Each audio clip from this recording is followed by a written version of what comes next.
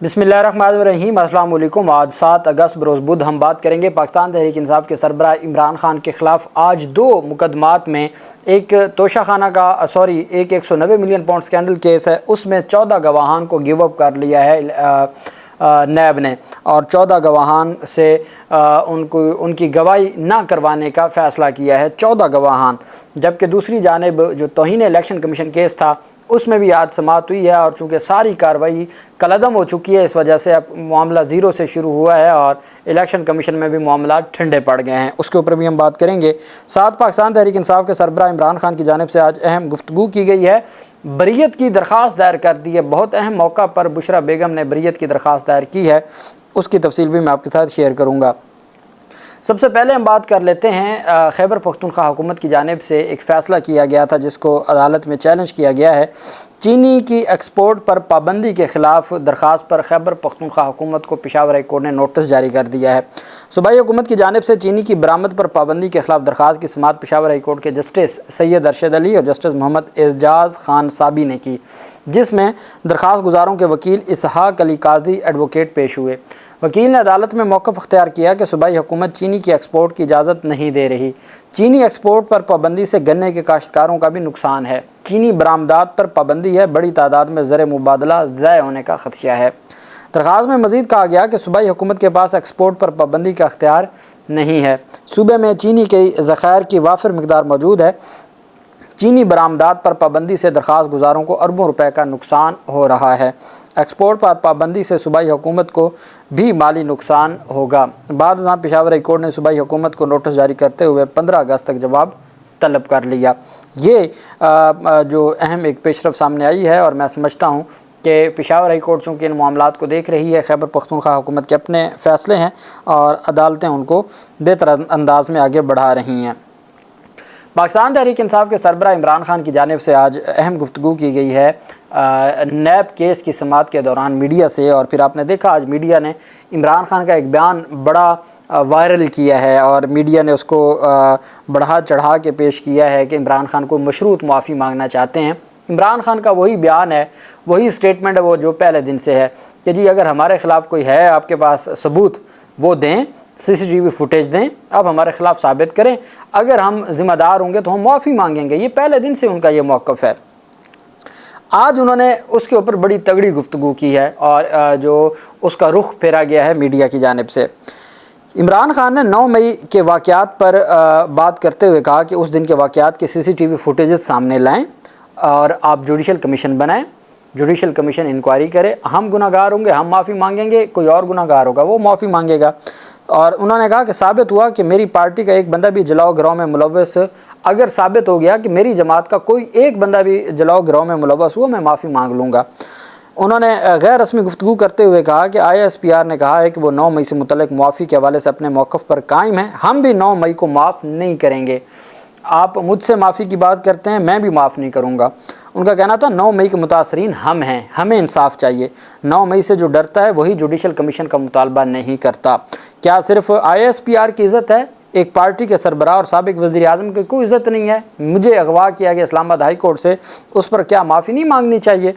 उनका कहना था मैं तब माफ़ी मांगूंगा जब 9 मई के वाक़यात की CCTV फुटेज सामने लाई जाएंगी। CCTV फुटेज में और जुडिशल कमीशन में साबित हुआ कि मेरी पार्टी का एक बंदा भी जलाओ गिरोह में मुलव्वस है, उसे पार्टी से निकाल दूँगा और माफ़ी मांग लूँगा। इमरान खान ने कहा सबूत आपके पास पड़े हैं, आप उन्हें क्यों छुपा रहे हैं? सबूत छुपाना जुर्म है, पुरअमन एहतजाज हमारा हक है। साफ़ियों ने सवाल किया कि 9 मई के वाक़यात में पाकिस्तान तहरीक इंसाफ के लोगों को देखा गया है। उस पर साबिक वज़ीर आज़म ने कहा कि इसलिए कह रहा हूँ कि CCTV फुटेजेस निकालें और देखें इसमें कौन कौन लोग मुलव्वस हैं। साफ़ी ने सवाल पूछा कि 9 मई के दिन आपके लोगों के हाथों में पेट्रोल बम देखे गए हैं, जिस पर इमरान खान ने कहा पेट्रोल बम हमने ज़मान पार्क लाहौर में इस्तेमाल किए थे और कहीं नहीं। साफ़ी ने सवाल किया कि बहुत सारी फुटेजेस मौजूद हैं कि PTI रावलपिंडी के कुछ मकामी तंजीमी। अब ये जो साफ़ियों के जवाब में अब ये वो चूँकि साफ़ी अंदर जाते हैं तो वो जो उनकी जानिब से जवाब है कुछ फिर वो अपनी जानिब से भी लिख देते हैं, तो वो फिर सारी बात मैं आपको बता रहा होता हूँ। उसका ये मतलब हरगिज़ नहीं होता कि जो बात बताई जा रही है वो इमरान खान ने ही कही है, चूँकि जब वहाँ पर मौजूद कवरेज के लिए गए साफ़ी हैं और वो हमें जब इन्फॉर्मेशन देते हैं तो वो हमारी ज़िम्मेदारी बनती है कि आपको मिनो अन वही बताई जाए। صحافی نے سوال کیا کہ بہت ساری فوٹیجز موجود ہیں کہ پی ٹی آئی راولپنڈی کے کچھ مقامی تنظیمی عہدیداران پیٹرول بم حساس عمارتوں پر پھینک رہے تھے۔ اس پر انہوں نے جواب دیا کہ اگر کوئی تنظیمی عہدیدار حساس عمارتوں پر پیٹرول بم پھینکنے میں ملوث ہے تو اسے کڑی سے کڑی سزا ملنی چاہیے۔ عمران خان نے کہا کہ آئی ایس پی آر نے کہا ہے کہ مافیا پیسے خرچ کر کے پاکستان مخالف مہم چلا رہے ہیں۔ آپ ہمیں نواز شریف اور زرداری کی کرپشن کی کہانیاں سنائیں۔ اب الیکشن میں دھاندلی کر کے انہی لوگوں کو آپ نے مسلط کیا، پہلے آپ ان کی کرپشن کی کہانیاں سناتے تھے۔ آپ ایک قومی ادارہ ہیں، اس کا تحفظ ہم سب کی ذمہ داری ہے۔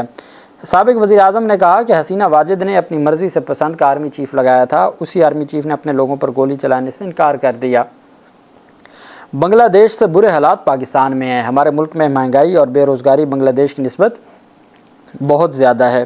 عمران خان نے کہا ملک میں انتشار نہیں چاہتے، میں ملک کی خاطر بات کرنے کو تیار ہوں۔ 8 فروری کو میں نے کال اس لیے نہیں دی کیونکہ عوام کو کنٹرول کرنا بہت مشکل ہو جاتا ہے، پھر ساری ذمہ داری ہم پر آ جاتی ہے۔ ملک کی معیشت پہلے ہی تباہ حال ہے، کوئی اگر بات نہیں کرنا چاہتا تو نہ کرے، میں بھی نہیں کروں گا۔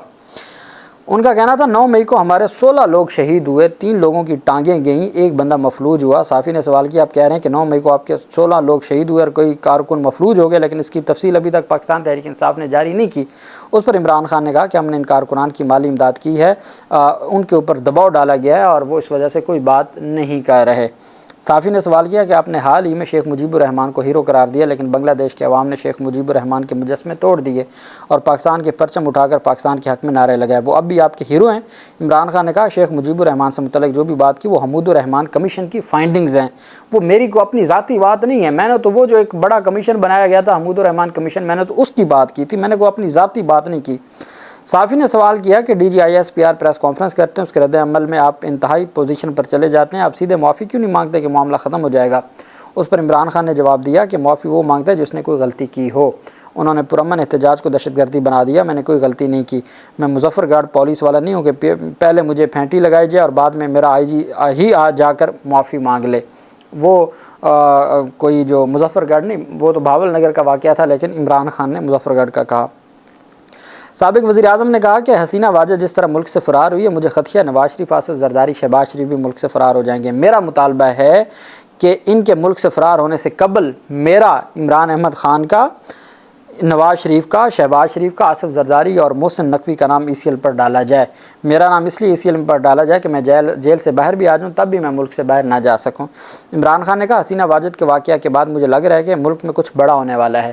اس پر صحافی نے سوال کیا آپ کہہ رہے ہیں کہ سیاسی قائدین کے نام ای سی ایل پر ڈالے جائیں کہ وہ ملک سے فرار نہ ہو سکیں؟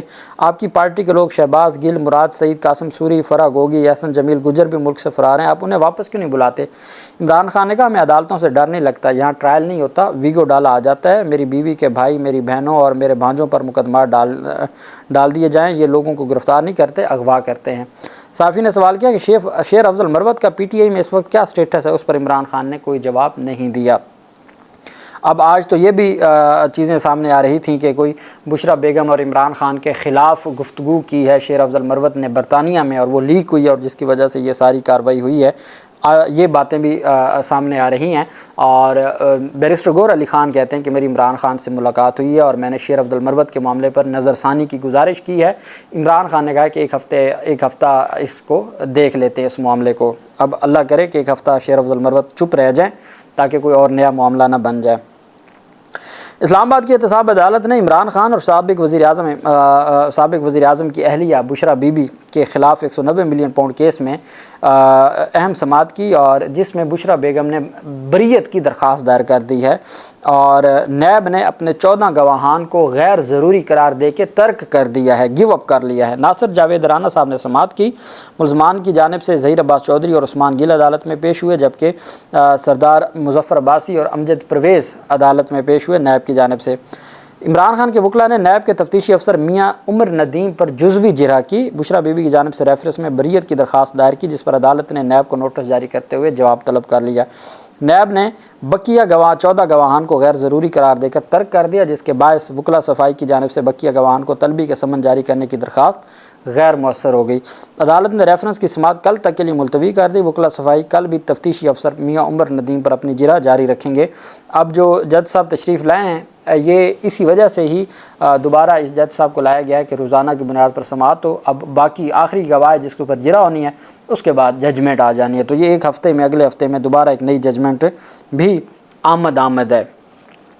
دوسری طرف حالانکہ 14 گواہان کو گیو اپ کر دیا ہے اور جو مرکزی گواہان تھے اعظم پرویز خٹک جیسے، ان کی گواہی ویسے ختم ہو گئی چونکہ انہوں نے خود اپنی گواہی کی درستگی کی اپلیکیشن دی ہے اور وہ بھی خارج ہو گئی تھی، لیکن اس کے باوجود آپ جانتے ہیں کہ ایک دفعہ تو یہاں سے معاملہ سزا کا ہی ہونا ہے اور پھر ہائی کورٹ میں جا کے معاملات بہتر ہوں گے۔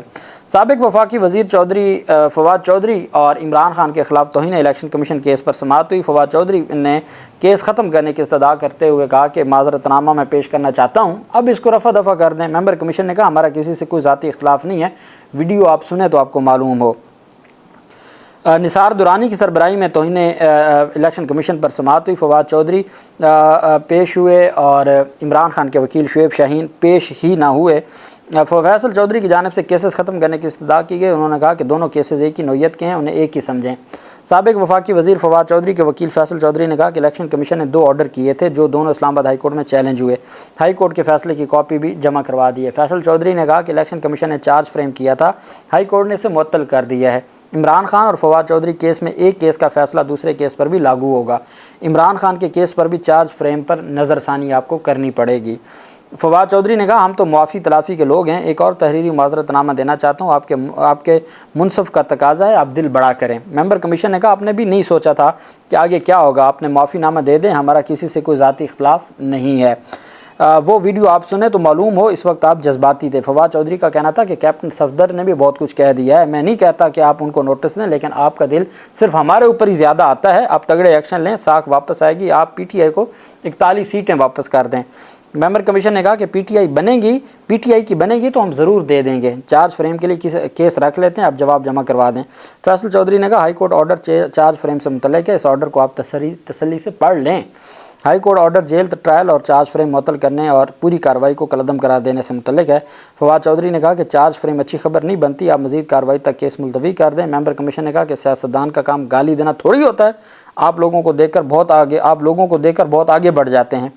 اسی طرح بغیر کوئی کارروائی 4 ستمبر تک کارروائی ملتوی ہوگی، چونکہ اب سارا کیس ہی زیرو ہو چکا ہے، تو اب اس میں کارروائی آگے بڑھنا چکے۔ اب عمران خان کو پھر اب جیل میں تو جا نہیں سکتے، جیل ٹرائل تو کالعدم ہو گیا، تو پھر اب عمران خان کو ذاتی حیثیت میں بلانا پڑے گا، وہ ان کو لایا نہیں جائے گا، تو پھر یہ فرد جرم اب نہ عائد ہوگی، نہ یہ کیس آگے بڑھے گا۔ اللہ پاک پاکستان کا حامی و ناصر ہو۔ بہت شکریہ، اللہ حافظ، پاکستان زندہ باد۔